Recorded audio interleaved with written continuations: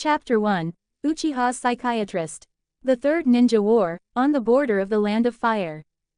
50 elite shinobi from Iwagakure, led by the famous ninja Higashi Shibito, successfully encircled the border defense forces of Konoha village.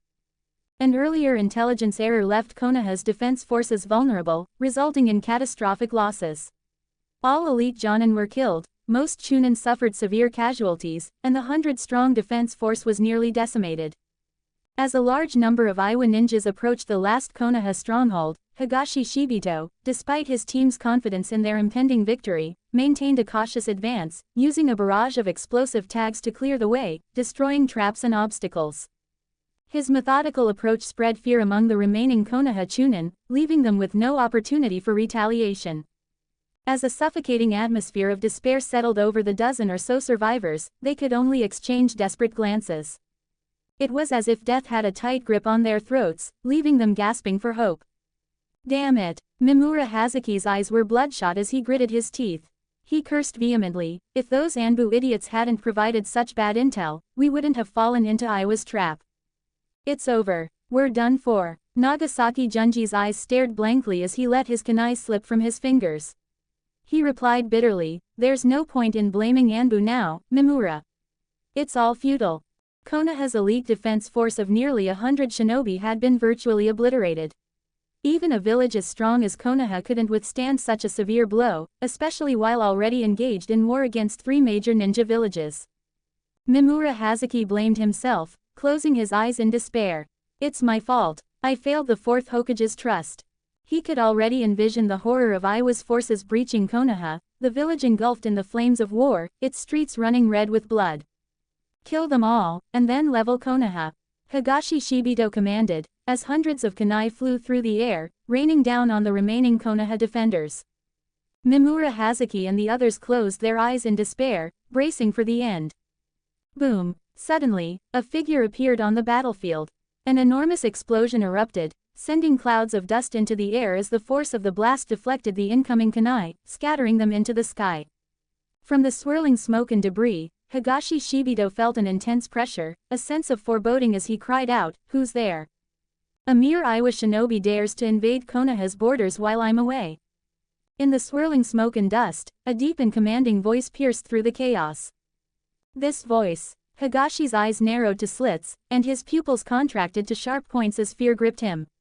He had a sudden, chilling suspicion about who the newcomer might be. No way.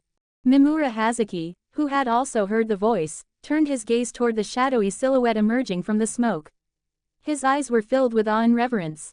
The man was dressed in an elegant robe adorned with fiery patterns, his long black hair flowing freely in the wind. But the most striking feature was the emblem on his back, a red and white fan. Uchiha Fugaku. As the smoke cleared, Higashi's heart skipped a beat, and his face went pale. His voice quivered as he spoke, why would the 4th Hokage of Konoha be here? I'm sorry, 4th Hokage. Mimura Hazuki tried to offer an explanation. There's no need for apologies, said Uchiha Fugaku, his expression grave, the 3 tomo in his eyes spinning and merging into a single powerful shape. Leave everything to me. Higashi Shibito snapped out of his shock and shouted with desperation, retreat. Everyone, get out of here, now. It's too late, Uchiha Fugaku replied coldly, his voice like steel. He clenched his fist, channeling an immense surge of chakra. Those who harm Konoha will be dealt with, no matter how far they run. Chakra poured out of him like a raging storm, causing the earth beneath him to crack and split like a spider web under the immense pressure.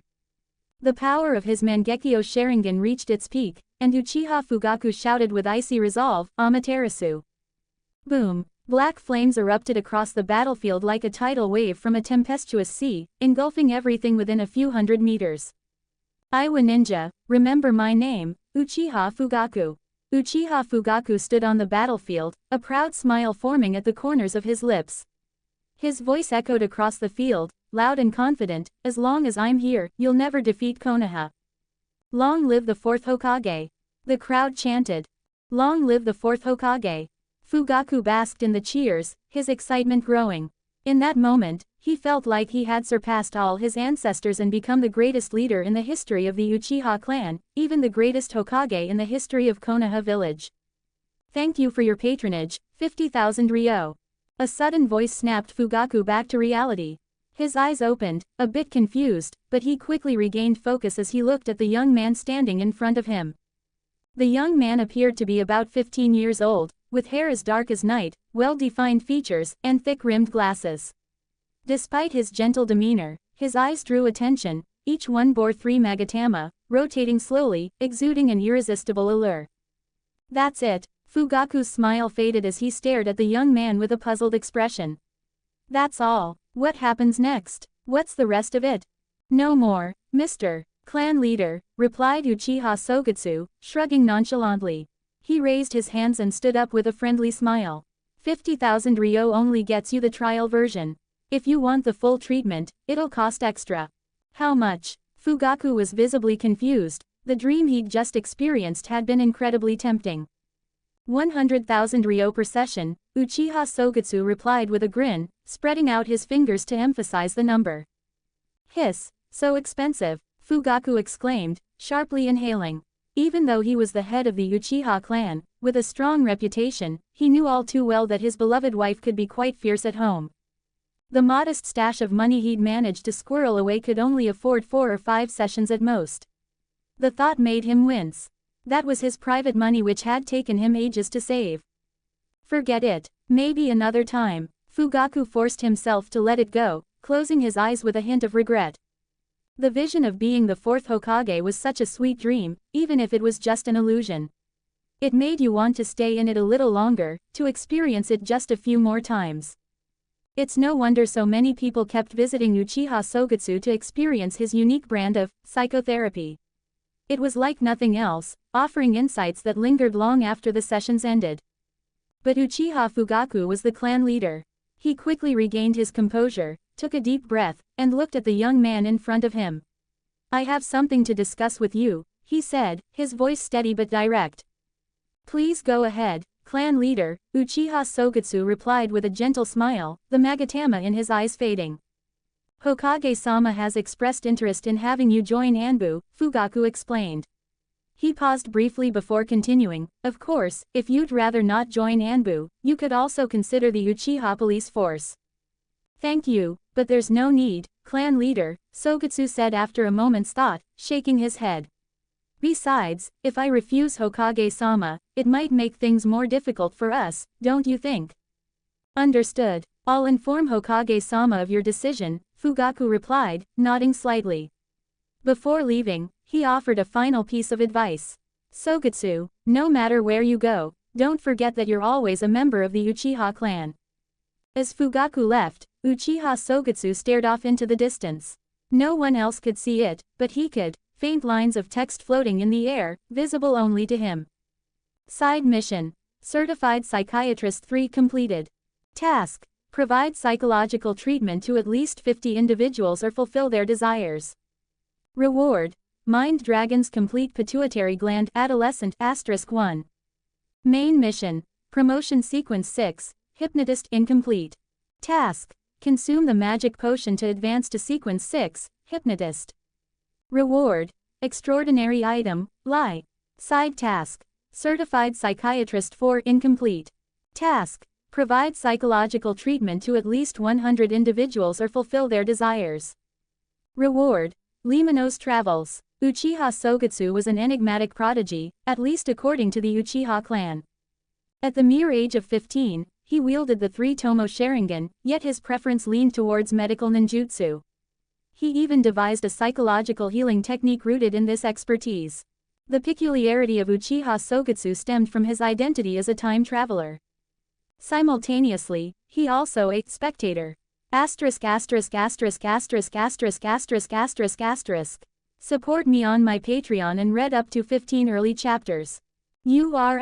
******************************************************************************************************************************************************************************************************************************************************************9 comments 0 vote. Chapter 2. Promotion Sequence 6, Hypnotist. Uchiha Sogetsu is a spectator. But don't get it wrong, it's not the type of spectator that watches a show. He's one of the 22 mystical pathways to godhood in the world of the Lord of Mysteries. By taking the potion corresponding to a specific pathway, a person can elevate their life to a higher level and eventually attain godhood. Profile. Name. Uchiha Sogetsu. Age. 15. Occupation. Ninja, Psychiatrist. Pathway. Visionary. Level. Sequence 7 Psychiatrist. Special items. Moon paper figurine. Acts as a buffer against fatal wounds or mental attacks. Curse words. Emits a terrifying roar that can drive the target insane. Sleep talisman. Can induce a peaceful sleep with a short incantation. Hermes. Brass candlestick. Extracts a spiritual body and, based on its quality, can weave a nearly lifelike dream, pulling others into it. If I could, I'd wish I could give myself a golden finger, Sogetsu muttered, glancing at his collection of special items. Despite having these extraordinary tools, he felt a sense of helplessness. In the world of the Lord of Mysteries, the higher your sequence level, the greater the risk of losing control. Even gods need a mortal anchor to keep from losing their humanity. Sogetsu was terrified of death, so among the 22 pathways to godhood, he chose the visionary path, known for its focus on mental and spiritual power. It's one of the least likely to lead to losing control. His Uchiha lineage with its Kekkei Genkai Sharingan ability complemented the visionary's spiritual power perfectly. This synergy greatly enhanced his skills in illusion, hypnosis, and suggestion. In fact, he could, for a short while, simulate the effects of the infinite Tsukuyomi, the costly psychological therapy experienced by Uchiha Fugaku, costing 50,000 ryo per session, making all wishes come true. In Konoha village, his high-cost therapy was not a scam but is quite popular. After all, in the harsh ninja world, who wouldn't want to live out their dreams, even if only for a short while? I've finally gathered enough materials for my promotion to hypnotist, Sogetsu said, holding a translucent pituitary gland in his hand. He couldn't help but sigh. I've spent an entire year playing the role of a psychiatrist just to get this. Now that he had the key ingredient, he wasn't planning to wait any longer. Activating his Sharingan, he scanned the surroundings to ensure he wasn't being watched. He set up a few ninjutsu traps and securely locked the doors and windows. Sogetsu had already digested the psychiatrist potion through his acting over the past 6 months. If he hadn't lacked the main ingredient, he would have achieved sequence 6 much sooner. The promotion to sequence 6 required 2 main materials, the pituitary gland of a mind dragon and the fruit of a illusory chime tree's fruit. Now, he was one step closer to his goal. Uchiha Sogetsu carefully retrieved the illusory chime tree's fruit from a ceiling scroll and tossed it into a dark cauldron. He followed it with the pituitary gland of an adolescent mind dragon, and then systematically added the rest of the ingredients. In a short while, the sequence 6 hypnotist potion was successfully concocted. The viscous, transparent liquid glimmered like a mirror, reflecting everything around it. As it swirled and rose, tiny vortices danced beneath the surface. Thump, thump, thump, the beating of a heart echoed in the room. Uchiha Sogetsu gazed at the thick, translucent potion. Though he was ready for this, he always felt a twinge of anxiety before drinking it. He recalled how much he had hated slimy liquids in his previous life, he couldn't even swallow lotus root starch without gagging. Now, he was being forced to drink something like this. He could only blame the transmigration cliché for all of this. Calm down, he told himself, using a psychiatrist's techniques to settle his nerves. With renewed composure, Uchiha Sogetsu hesitated no longer. He picked up the dark crucible and drank it down in one go. Gulp, gulp, gulp, the potion felt cold and slippery as it slid down his throat. The next moment, his consciousness shook as if it were about to shatter. Buzz. Uchiha Sogetsu's eyes grew blank as if his soul had detached from his body. He experienced a sense of infinite weightlessness, rising and falling without control. It felt like his mind was being absorbed and assimilated by an unseen force, a boundless sky that connected all living things. No, not sky. It was an endless sea of collective subconsciousness, with every droplet representing the essence of a living being. Countless entities joined to form this vast ocean. Sogetsu, experiencing this collective subconscious for the first time, felt a strange pull to become one with it. However, as a trained psychiatrist, he maintained his calm, resisting the urge to merge with the sea of collective minds. With deliberate focus, he retracted his consciousness, reclaiming his individuality. The swirling energies slowly receded, drawn back under his control. Who knows how much time had passed? A burst of brilliant light erupted from Uchiha Sogetsu's once dull eyes. His consciousness had finally returned to his body, and he took a deep breath, exhaling with relief. I did it. I'm now a Sequence 6, hypnotist. Advancing to Sequence 6 signaled his official entry into the middle ranks, no longer just someone with no real power. Now, he possessed the ability to hold his own in combat. Uchiha Sogetsu lowered his head to examine himself. His skin was covered in a layer of fine, strong, golden scales. If anyone else had been there, they would have seen the three blood-red tomo in his Sharingan swirling with a strange, abyssal vortex. His entire body was encased in golden scales, emanating an aura of primal ferocity. He clenched his fist and threw a simple jab into the air. Boom! The sound of an explosion filled the room. His physical strength had increased dramatically thanks to the Beyonder potion. His power and agility now far surpassed those of ordinary ninjas. Additionally, the golden scales provided excellent defense. Even a strike from a kunai would only create a spark and a harsh metal-on-metal noise. Along with his physical improvements, Uchiha Sogetsu had gained 3 new abilities after his promotion to hypnotist. The first was the ability to subtly influence or modify subconscious suggestions outside of combat. The second allowed him to forcibly hypnotize an enemy during battle. The third provided a type of psychological invisibility, rendering him imperceptible to others' awareness. I may not have direct offensive abilities, Uchiha Sogetsu mused, a playful smile forming on his lips, but with my Sharingan, I can extend the duration and intensity of hypnosis, even during combat. The compatibility between the visionary sequence and the Sharingan was impressive. As his excitement subsided, Uchiha Sogetsu checked the system rewards. Main mission: advance to Sequence 6, Hypnotist completed. Please take the Beyonder potion to advance to Sequence 6, Hypnotist. Reward: sealed artifact, Lie. An ornate silver mask lay quietly on the tatami. Item: Lie. Ability: this item allows the wearer to truly change their appearance. It grants 3 additional abilities: control over fire, damage transfer, and danger intuition, enhancing balance and agility. Negative effect: wearing the mask amplifies emotions. Uchiha Sogetsu turned the Lie mask into a ring and slipped it onto his middle finger, a grin spreading across his face. This will make it so much easier to operate in the Anbu from now on. Asterisk asterisk asterisk asterisk asterisk asterisk asterisk asterisk. Support me on my Patreon and read up to 15 early chapters. URL: 9 comments 0 vote. Chapter 3, Teenage Troubles. The next morning, bright and early. After having breakfast, Sogetsu tidied up and set out to meet the third Hokage. Good morning, brother Sogetsu. Just as he stepped outside, Sogetsu ran into someone. Looking down, he saw a teenage boy with messy black hair sticking out in all directions like a hedgehog, and a pair of goggles covering half his face. As a time traveler, Sogetsu had some knowledge of the storyline. The somewhat naive and earnest boy standing before him would become the greatest villain in the ninja world, a notorious love-struck idealist in the anime, and the mastermind behind the Fourth Ninja War, Uchiha Obito. Obito, what brings you here so early? Sogetsu's expression softened as he reached out and ruffled the boy's hair. Obito's cheeks turned a bit pink, and he hesitated before saying, I want to experience it. Everything coming true, like you said. Oh, well, my services don't come cheap. Sogetsu's eyebrows arched in interest. Even the most basic trial costs at least 50,000 ryo. Do you have that much? Of course. Don't underestimate me, brother Sogetsu, Obito replied, puffing his chest out proudly and pulling a bundle of large denomination banknotes from his pocket. This is the 50,000 ryo I earned from missions. Oh, I almost forgot you're already a genin.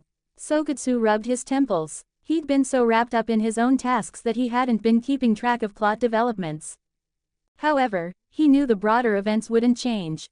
Uchiha Obito's graduation was a sign that the Third Ninja War was approaching. It's been ages since I graduated, okay, brother Sogetsu. Obito protested with a frown. Stop treating me like a kid. Got it, Obito, Sogetsu replied with a smile as he ruffled the kid's hair. But I'm sorry, I can't help right now. I have to meet with Hokage-sama. Maybe next time. Side mission: Teenage Troubles. No matter how much I try, I can't win her over. Help Obito decide his fate. Reward: Destiny Doll prevents curses, exploration, and tracking. After glancing at the side mission description, Sogetsu had a pretty good idea of what Obito's wish was. Okay, Obito mumbled, his head drooping with disappointment. Next time, Obito. Sogetsu reached out and ruffled his hair again. I'll give you a discount, 30,000 taels. Thank you, brother Sogetsu. Obito's eyes lit up with excitement, as if he suddenly had a 20,000 tael weight lifted off his shoulders. Uchiha Sogetsu walked through Konoha's bustling commercial district, his hands in his pockets. He'd just taken a Byander potion, and while he tried to contain it, some spiritual energy leaked out. It would take a while to adjust. His dark eyes were like bottomless whirlpools, rippling with energy. If not for his special glasses, the pedestrians passing by might have been mesmerized just by a glance, their souls drowning in his gaze. We still need to get this under control, Sogetsu muttered to himself, rubbing his temples as he scanned the street with his heightened senses. Red, yellow, blue. The colors swirled together like paint in a pool. It was the etheric aura of living beings, visible thanks to his spirit vision.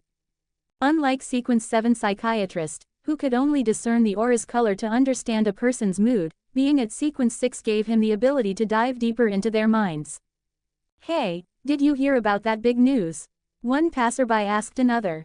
Yeah, I heard. It's really something, isn't it? What a shame. Sigh, you're telling me. The conversation piqued Sogetsu's interest. His eyes focused on the pair, his spiritual power silently reaching into their minds. Psychological suggestion. The two individuals barely resisted before their minds blanked out, falling into a stupor. Can you tell me what's happening? Sogetsu asked. Hitaki Tsukumo took his own life at home, fearing the consequences of his crimes, was the response. Uchiha Sogetsu was taken aback by this news. It dawned on him that it was now the 44th year of Konoha. Only 4 short years remained until the Third Ninja War. The plan must be expedited. Sogetsu's expression shifted subtly as a wry smile played at the corners of his lips. He broke free from his introspective trance and swiftly made his way toward the Hokage building. The Third Ninja War was a once-in-a-lifetime opportunity. Missing this chance meant waiting over a decade for the next one, and he didn't have that kind of time. At the Hokage building, outside the office door. Hokage-sama, it's Sogetsu Uchiha. Sogetsu knocked and waited with polite deference. Come in, came a slightly older voice. Sogetsu entered, noticing that besides the third Hokage, Danzo was also present, causing his brows to knit slightly. The displeasure was momentary, but he quickly composed himself. As early as when he was in Sequence 9, Sogetsu had mastered the art of controlling his expressions and emotions to the point that even the Sharingan couldn't read him. Hokage-sama, Danzo-sama, Sogetsu greeted them with a gentle smile. The third Hokage, seated behind the desk, was in his prime. He hadn't yet become the aged and hesitant leader he would be in over a decade. He still exuded authority and ambition. The third Hokage held a pipe in his mouth, puffing a plume of smoke, and waved casually, saying, Uchiha Sogetsu, right. I remember you. On several missions, you refused to leave your teammates behind and chose to stay with them, despite the risks. Your mission completion rate is exceptional, and you're skilled in medical ninjutsu, an uncommon talent for a Jonin. Thank you, Hokage-sama.